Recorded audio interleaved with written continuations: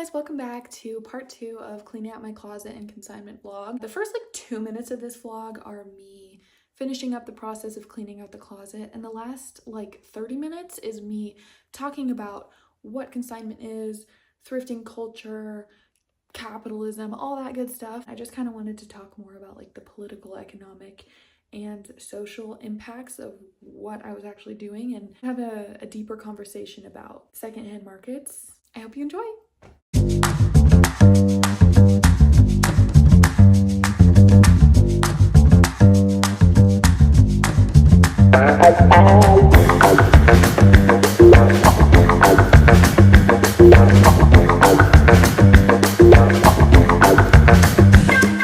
There's the haul! Okay, so this is what did not sell.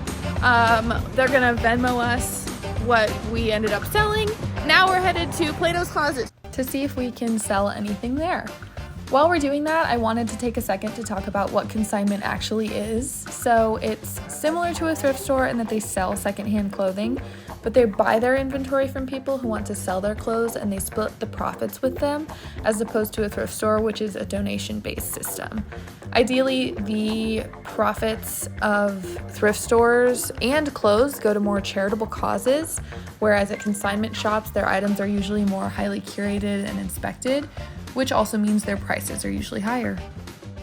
Okie dokie, we just left Plato's Closet. They actually ended up taking, 32 items, and they gave us over $100 for the rest, so that's really exciting. We are just on our way now to the donation center to donate the rest.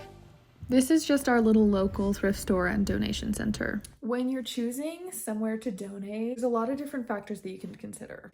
For most people, you're gonna be considering proximity, accessibility, how much of a hassle it is first and primarily. So the fact that this one is right down the street from the consignment store that we were at is a huge factor. But I also really like that it's a smaller local thrift store, especially because they still have the capacity to accept as many donations as we were bringing in. I tend to opt for a smaller thrift store rather than something like a Goodwill or a Salvation Army, just because with these massive donation industries, they are still billion-dollar industries that are contributing billions of pounds of waste. There's been a lot of controversy actually with these kinds of companies not really living up to what they say they are, right? These are supposed to be nonprofit companies which go to charitable causes. And what we end up seeing is that they prioritize profit over that, which comes as no shock. I watched a really cool video on the history of thrift stores, which I really recommend you check out. I'm not really going to get into it because she does a way better job than I could. And she kind of touches on the founding days of Goodwill.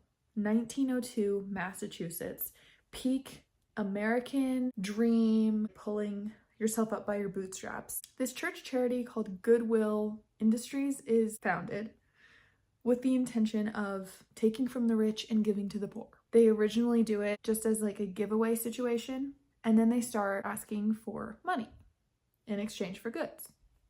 Pretty typical. A switch from a gift economy, charity, public service, community gifting to a capitalist, profitable endeavor. Already they're starting to use these legal loopholes to get out of the idea of communal support, which is exactly what neoliberalism tends to do. It's the idea of pull yourself up by your bootstraps, but if you don't have any bootstraps, it's not our job to provide them, even though we're in a position of privilege, even though we have created legal loopholes to make sure that we always have bootstraps and we have extra bootstraps, but we're not going to give them to you.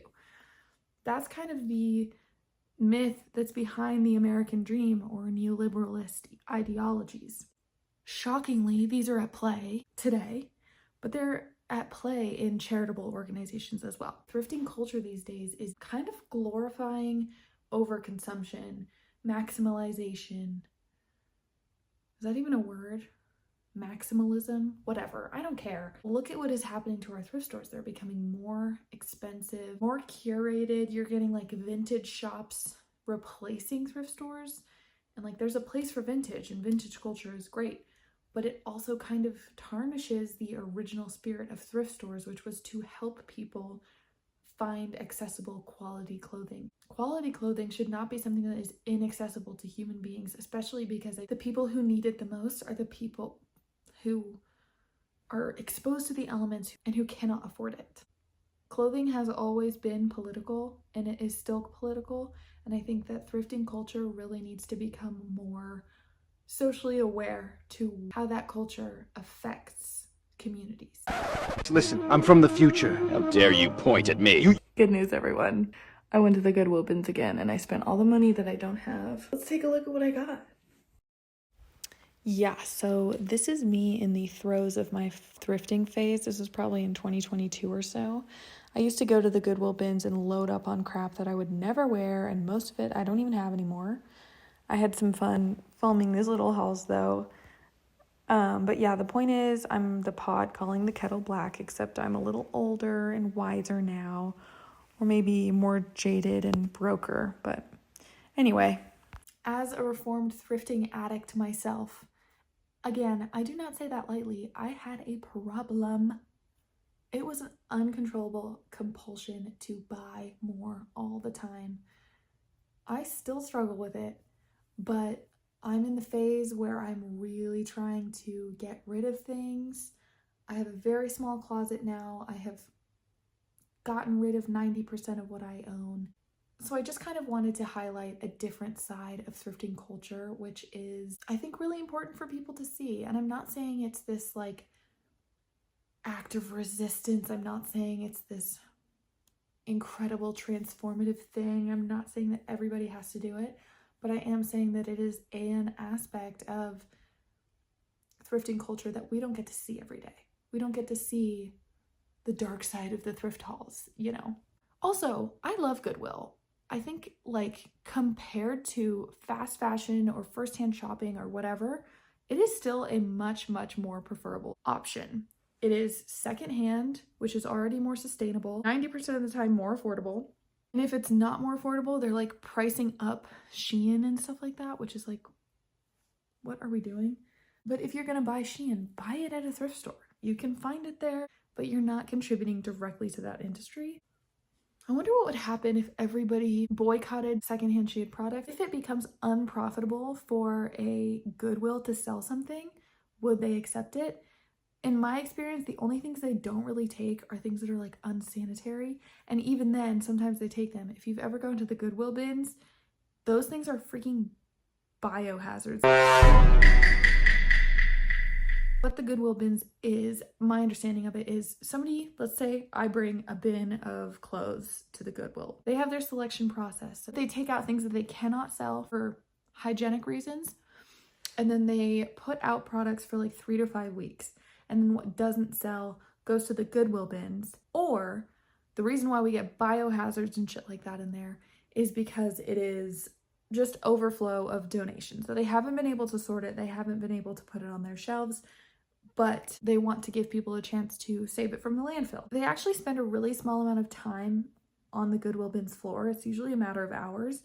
And then they go to these auctions where you buy in bulk. So there's textile recycling or secondary markets like salvage brokers or something like that. And often they are shipped internationally. Billions of pounds of things that are donated to thrift stores like Goodwill are still gonna end up in the landfill. Their landfill diversion rate is like 80%, which is so much better than the fashion industry. It still means billions of pounds of waste just to meet a need that doesn't need to be met. If somebody does not have clothes, it is not a matter of us as a human species not having the resources to provide them. We have enough clothes. The problem is that they are sent to landfills. The problem is that they are inaccessible to the masses. The problem is that they continue to be a matter of profit over need, just like everything else that we see in the world, right?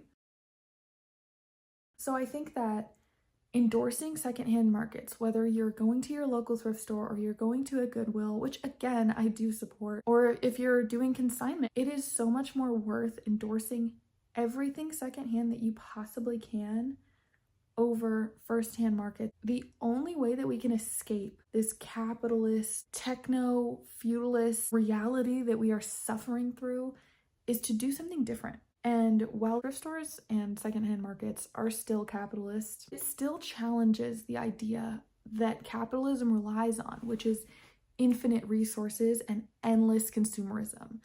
If we can make use of what we already have, that in itself challenges that idea. If you're in the market for new clothes, or if you are just a normal person and you have been convinced by capitalism that you constantly need more, or if you just like shopping, or if you like fashion, that's awesome. Fashion's a really fun way to express yourself. Buy secondhand whenever you can. And in yourself, confront the systems at play that convince you that you always need more, or that you need to hold on to something material. Just think, why do I need to do that? I don't want to sound like I'm discouraging somebody from having a wardrobe. It's important to express yourself and dress in a way that you're comfortable with, and also to not kind of like villainize very normal behaviors, like wanting to shop and express yourself fashionably. That's awesome. But I think that it can become a problem. I think it is a problem for a lot of people. And I think that it really contributes to this capitalist ideology that you need to constantly have more, work towards this goal. The American dream is one where you have a walk-in closet now, right?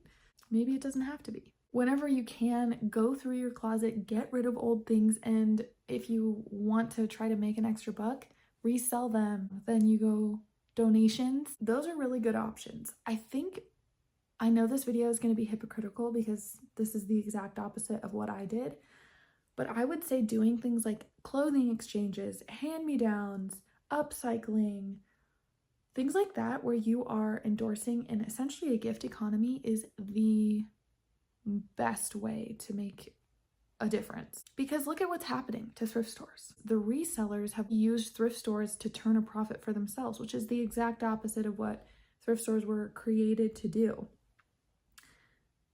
I don't think gift economies are ever going to be corrupted in that way. You can read about that in Robin Wall Kimmerer's book, The Serviceberry. It is such a good book. She talks about little free libraries being a tangible way for communities to practice reciprocity and collective care. It's moving away from market-based systems where everything is treated as a commodity, which essentially you can equate that to thrift stores being market-based systems, thrift stores and consignment stores, versus clothing exchanges, hand-me-downs, re-gifting, upcycling, even creating your own clothes. I recently got into knitting, loving it. Another cool thing that I've seen people do is go to thrift stores and repurpose the yarn from old sweaters. There's a lot of potential in secondhand markets, whether it's capitalist or not. We need to do our best to really think about how we can maximize our impact using those markets. What I did is a very, very small example of something that everybody who doesn't need every single item in their clothing can do to challenge capitalist ideology in yourself, and that is a good thing. And you're also, increasing the amount of quality items in your local thrift store. Even though thrift stores constantly suffer from overstock of donations, a lot of what is going on is resellers buying shit by weight at the Goodwill bins that is genuinely crap, taking the quality items and turning a profit for themselves, and then dumping the crap in thrift stores. Who does that benefit? It benefits the individual, and that's exactly what neoliberalist ideologies encourage us to do, is to be individuals. I want to think bigger. I want to think, how can we move towards collective care? Just like Robin Wall Kimmerer talks about. How do we move from thrift stores as a capitalist endeavor back to the age-old idea of how do we create community care and meet needs of people? There are still people that need clothes. There are still people that freeze to death on the streets. We have jackets. Why do they not have jackets? Because it is not profitable for the people in power to give those jackets. The original philosophy of goodwill was a hand up, not a handout. The founder famously said, "The poor need a chance, not a charity."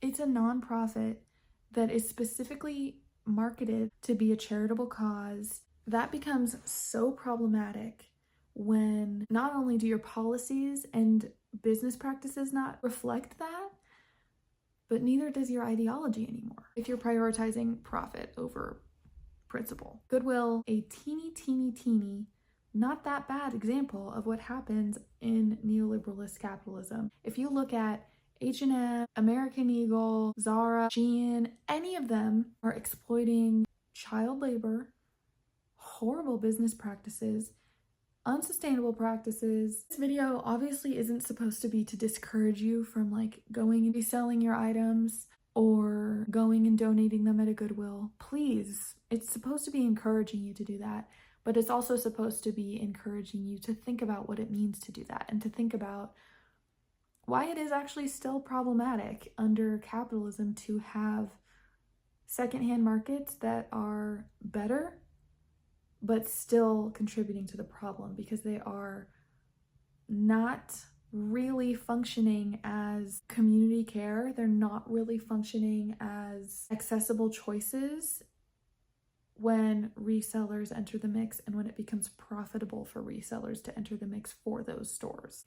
It allows them to walk away from their Robin Hood philosophy and betray the communities who actually need them. One of the Goodwill controversies was that Goodwill supports like people with disabilities, people with criminal records, gives them jobs. They've always been really big on like job training and getting people into the workforce, neoliberalist agenda. They specifically use legal loopholes to pay disabled employees less than they should have been. Aren't those the exact people you're supposed to be like helping? Isn't that what most of the people that are shopping at Goodwill probably are thinking, like, oh, at least my money's going to a good place? Oh my God. It's like The Good Place. Guy in the 1800s buys his grandma a rose and he gets a few good moral points. I buy a rose for my grandma today and I'm contributing to the pesticide industry. The person who plucked the flower was an indentured servant. Like, there's just so many moral consequences to what should be good-willed actions. Good-willed. Oh God. Anyway, if you take anything away from this video, let it be really think about what are community care practices that you can reasonably introduce into your own life, and how can we challenge these markets that profit off of making it even harder for us to do that. I really believe that we have enough in the world to meet the needs of every single person. That doesn't mean I'm saying that the earth has enough to sustain the needs that we have been putting on it. I'm saying the needs of human beings are not to the extent of what we are producing. The needs of capitalism and industry are. If we want to meet people's needs, that is food, water, shelter, safety, community, I believe that we can start working with distributing what we already have. There is so much food waste and so many people starving. How does that make sense? Capitalism. That's how it makes sense. Okay, that's it. I really appreciate you guys watching this video. Make sure to let me know if you enjoyed it in the comments, and if you didn't, be constructive with your criticism. Make sure to like and subscribe and turn on your notifications. I'll see you guys next time. Bye.